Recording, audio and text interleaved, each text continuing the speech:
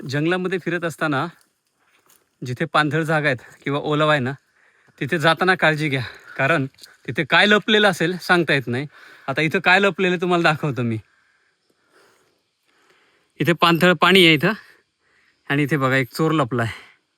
हे बघा, हे बघा, हे बघा, खतरनाक पायथन, अजगर म्हणू आपण त्याला. कसा बसलाय बघा तो, वेटोळं घालून. हा हा हा हा. आणि अगदी सर त्याच्या जवळ गेले होते.